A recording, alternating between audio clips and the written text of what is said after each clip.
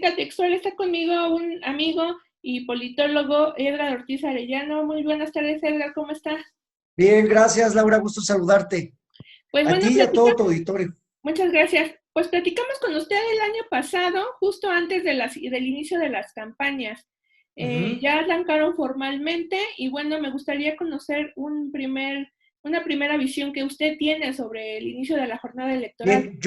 Bien, te agradezco mucho la oportunidad que me dan porque además me parece que esta elección, además de ser, como lo han dicho todas las autoridades electorales, la más grande en la historia de México, también tiene que ver con varias cosas importantes. Me parece que en este momento hay tres fuerzas que están compitiendo electoralmente por obtener el voto de la ciudadanía. El primero, obviamente, pues es el partido gobernante, es decir, Morena, junto con sus aliados, y bueno, todos los correligionarios que giran alrededor del presidente de la República, que están muy interesados y muy preocupados en mantener pues la mayoría en la Cámara de Diputados y por supuesto pues a llegarse el mayor número posible de puestos de elección popular, me refiero particularmente a las gobernaturas y las presidencias municipales donde así es el caso.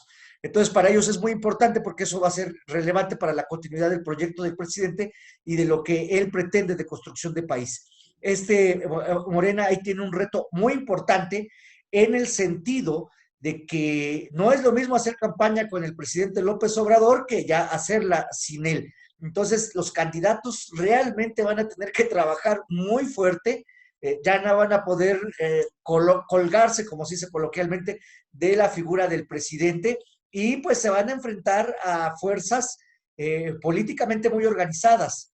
Entonces, aquí creo que va a ser vamos a ver ahora sí de qué están hechos los candidatos de Morena y cuáles son las propuestas en concreto. Entonces, vamos a ver si la acción de gobierno les ha favorecido o también les va a perjudicar.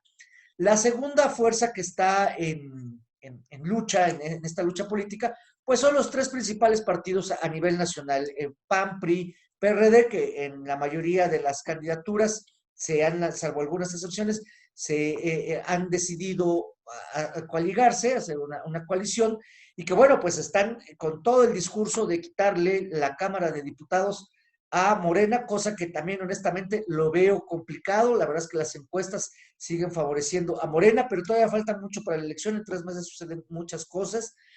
Eh, y creo que ahí estos partidos tienen una gran ventaja. La gran ventaja es que los tres son partidos muy experimentados en campañas y en estrategias. Y entonces ya llevan pues prácticamente 3 años en oposición total.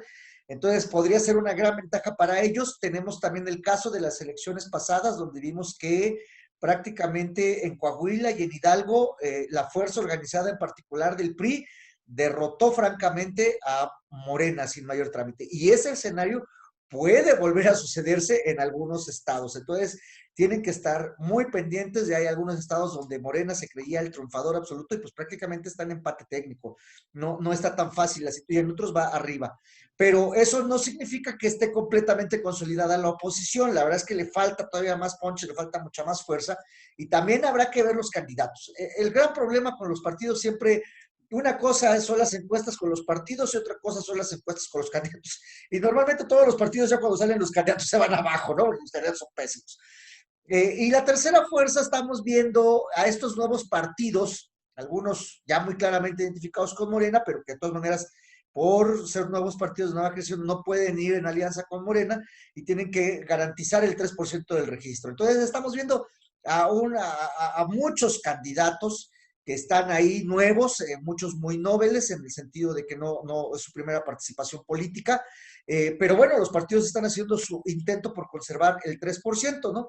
Estas tres, ahí también incluyo a los partidos que ya están, pero que necesitan conservar su registro, como cualquier otro. Me refiero particularmente a Movimiento Ciudadano, que no le ha ido muy bien en las elecciones pasadas y que incluso podría estar en riesgo de perder su registro, pero también podría dar la sorpresa. Entonces me parece que allá bueno, del Verde Ecologista no quiero hablar porque ese partido pues siempre sabe ese partido tiene más vidas que un gato. Entonces, me parece que esas tres fuerzas están en disputa en este momento.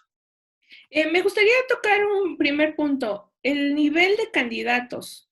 Vemos desde una Miss Universo, pasando por luchadores, pasando por exfutbolistas, para colmo ligados con algún tipo de denuncia, de acoso, de violación, otros de nexos con grandes personajes como Clara Luz, con el nivel de personajes que ya tuvo ahí algún tipo de video. ¿Dónde queda la oposición al escoger este nivel de candidatos? Digo, de alguna manera Morena no me sorprende, pero la oposición sí dio ahí el tino para escoger este nivel.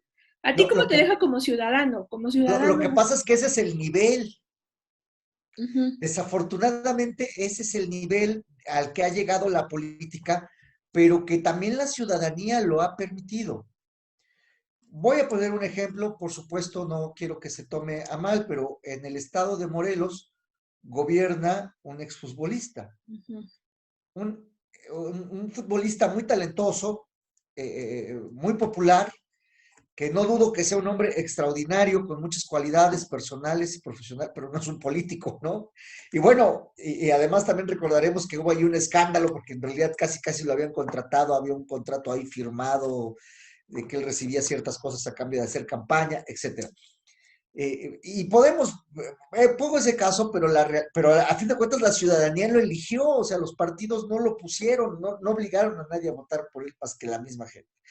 Entonces, me parece que los partidos de oposición, en el afán, algunos de conservar de alcanzar el 3%, consideran que es una estrategia acertada contratar o invitar a las campañas a personajes que son famosos de por sí, es decir, que no necesitan posicionamiento. Ujú. Usted sabe perfectamente que un candidato lo primero que tiene que hacer es posicionar su nombre, es decir, que la gente lo ubique. Y el segundo paso, pues, es convencerlos de que voten. Entonces, ellos ya se saltaron el primer paso porque son personas muy populares, muy conocidas. Esto es lo que ellos creen. La verdad es que uno como politólogo y los que nos dedicamos al estudio de la política, pues esperamos que la ciudadanía rechace este tipo de candidatos, que ya ha habido casos que sí los han rechazado. Eh, eh, pero la realidad es que desafortunadamente ese es el nivel de la política, es decir, tenemos luchadores, artistas, cantantes, ex, premiadas de belleza, en fin, o sea, tenemos una playa, o por otro lado tenemos candidatos que son políticos y se quieren hacer cantantes, como Samuel García, ¿no? Que saca sus videos cantando con su esposa. Y, o sea, es un circo, es un circo, la verdad, que tenemos. Pero ¿por cuál es la motivación? Nosotros pensamos, nosotros como personas voy a jactarme de decir más o menos racionales, decimos, pues, ¿cuál es la motivación? La motivación no es otra más que la ambición. O sea, es decir, son partidos, personas y dirigentes que están dispuestos a hacer todo lo que sea necesario con tal de obtener los votos que les mantengan sus privilegios, que les mantengan sus partidos, que les den acceso a las candidaturas plurinominales, porque todos estos candidatos los mandan a mayoría relativa, muy a sabiendas de que no van a ganar, pero que sí van a obtener los votos suficientes para que entren los 3, 4, 5 o 6 primeros lugares de sus listas plurinominales, ¿no? Y que normalmente en esas listas plurinominales están los dirigentes de los partidos, los dueños de los partidos, los parientes de los dueños de los partidos. Entonces, la verdad es que lo que mueve ni siquiera es el afán de hacer propuestas políticas o de representar de manera efectiva a la sociedad mexicana, que es muy heterogénea, sino simplemente alcanzar el mayor número de votos, y si eso implica hacer de la política un circo, una telenovela, un gran karaoke, pues lo van a hacer sin lugar a dudas. Ahora, el nivel de política da un precedente sobre lo que se viene para el 2024, que podríamos decir qué nivel de estrategia es la que están perfilando los partidos de oposición. No lo creo. Sin embargo, mi pregunta es, el, el tener al presidente López Obrador, que de alguna manera ya se está viendo como sus inclinaciones, la oposición al perfilar dichos candidatos, ¿cuál es la estrategia en sí? Porque digo, se juega más que una elección, más que un voto. Por ahí mencionan ciertos personajes va con la toma totalmente del Congreso, toma de instituciones. ¿Tú cómo ves ahí el papel del presidente López No, Obrador? yo creo que sí, claro, obviamente el presidente está en una posición de concentración de poder, o sea, eso es evidente, o sea, de hecho, de ahí viene el rechazo de los organismos autónomos porque a fin de cuentas él no puede tener control directo sobre ellos, o sea, tiene algunos controles indirectos, pero no tiene el control directo. Obviamente él quiere un Congreso que le apruebe absolutamente todo sin mayor trámite y además rápido, porque en su óptica, hacer las cosas a velocidad, porque él así lo considera pertinente. Entonces, eso es claro, que él pretende esta concentración de poder y que obviamente pues todos los gobernadores sean de su partido, y si no son de su partido, sean afines a él. O sea, creo que para él incluso el partido Morena es un efecto secundario. O sea, a él más bien lo que le preocupa al presidente es su proyecto de nación, de él. O sea, a fin de cuentas, Morena fue una construcción que él hizo para poder lanzarse, ¿no? Me parece que si tiene que sacrificar a Morena para obtener lo que él desea en términos políticos, lo va a hacer sin mayor miramiento, y cosa que también bueno, es válida, o sea, no tiene que ser, no tiene por qué ser de otra manera. O sea, me parece que en ese sentido es válido. Creo que me parece un poco prematuro decir cuál es la estrategia hacia el 2024. Obviamente, entre más concentración de poder tenga, pues obviamente eso le beneficia al presidente de la República o a cualquier persona que tenga el poder. De ahí que él no esté tan contento con el hecho de que lo estén acotando con respecto a sus mañaneras. Me parece que con respecto a los programas sociales, en la lucha que ya trae francamente abierta en contra del INE, pues obviamente, ¿por qué? Porque son diques que le evitan este proceso de concentración de poder, y que a fin de cuentas, en el supuesto de que no quisiese o buscase la reelección, digo en el supuesto porque él ya ha dicho que no, pero en política una cosa es lo que dicen y otra cosa es lo que hacen, ¿no?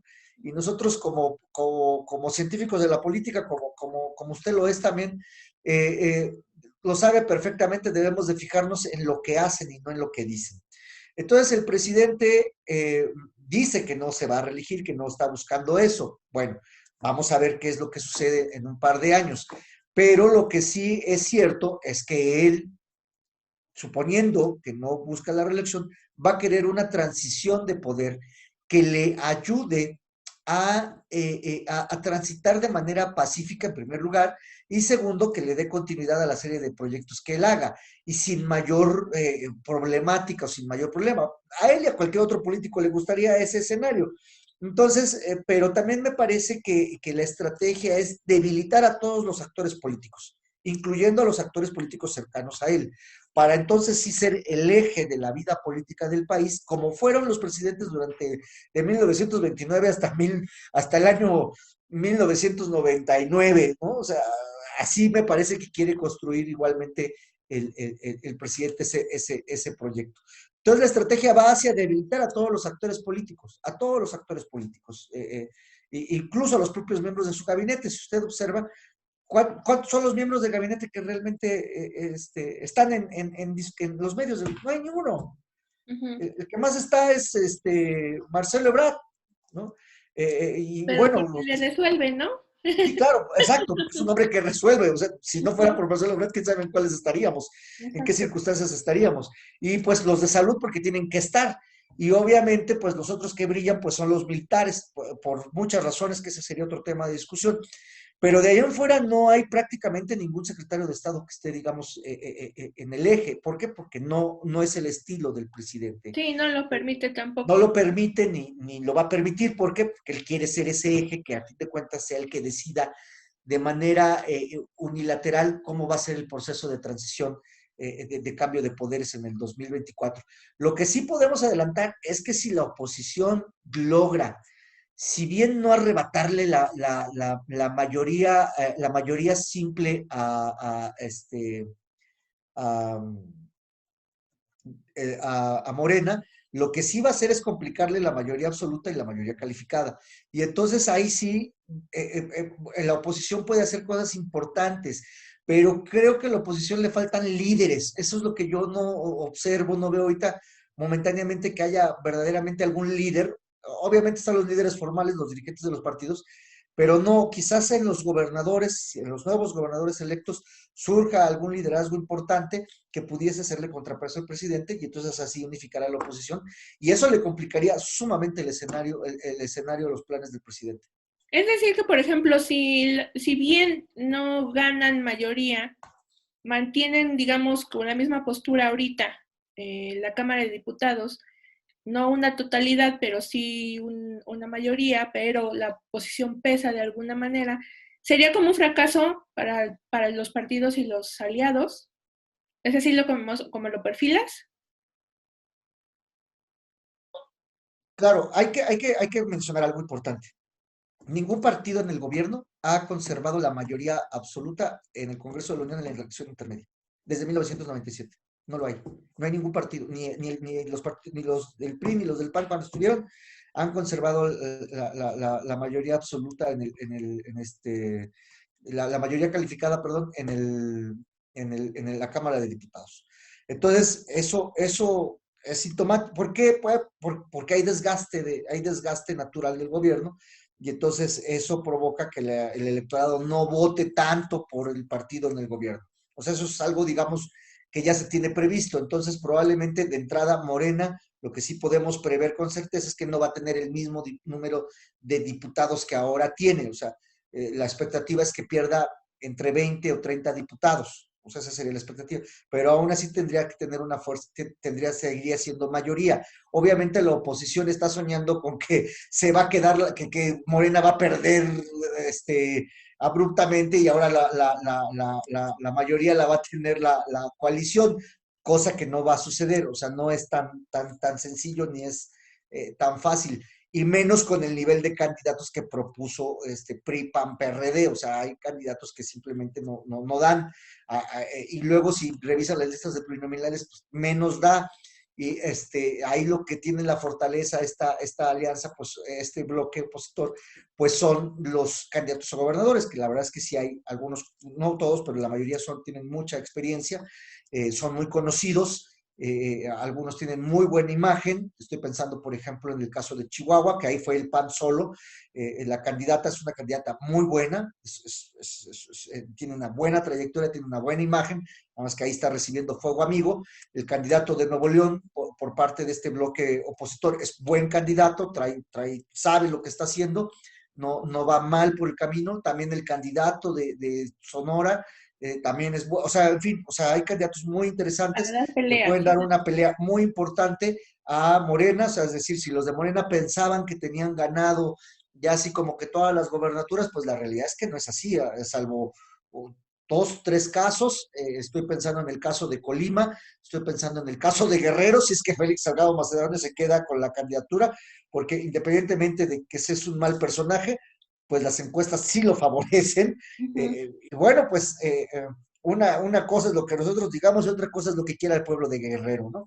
De hecho, ese es el argumento de todos, de Morena y del presidente, pues para que se le dé la candidatura a Félix Salgado Macedonio, ¿no? Edgar, ¿dónde queda Movimiento Ciudadano? Por ahí hay voces que dicen que es la mano que está detrás de Morena y esto justamente al no quererse aliar con el PAN, PRI, PRD. ¿Tú cómo lo ves? ¿Más, lo No, sigues? yo no creo que, bueno, la verdad no, sería especulación de mi parte, pero creo que más bien Morena, perdón, el Movimiento Ciudadano lo que tiene que estar muy preocupado ahorita es por mantener su registro. Okay. Recordaremos que en su momento en la Ciudad de México perdieron el registro, o sea, Movimiento Ciudadano perdió el registro. O sea, no lo perdió a nivel nacional, pero lo perdió. De hecho, la expectativa es que el Movimiento Ciudadano ahorita tenga menos diputados federales de los que tiene ahora.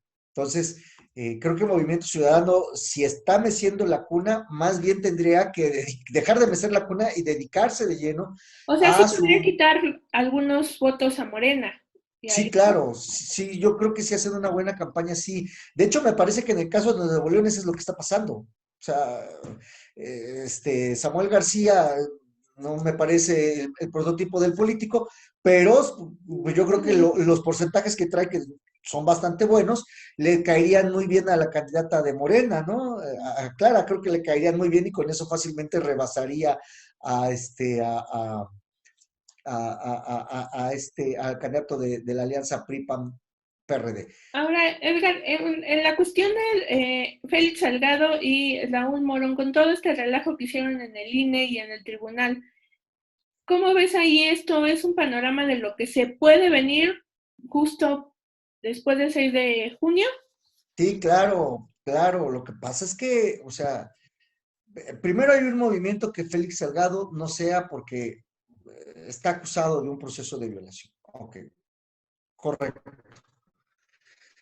Eh, Ese es un delito que implica prisión preventiva oficiosa de entrada. Entonces, el señor no ha sido detenido. Habla mal de las autoridades encargadas de perseguir este tipo de delitos. Bueno, no lo han detenido porque tiene fuero. Bueno, está bien. Ahora, si no hay ninguna acusación y ningún impedimento legal, el señor tiene todo el derecho a ser candidato a gobernador como cualquier otro mexicano, siempre y cuando un partido lo postule o consiga la candidatura independiente. Pero ya también se le demostró que no cumplió con los requisitos que maneja el Instituto Nacional Electoral, que no los maneja por capricho, sino por ley.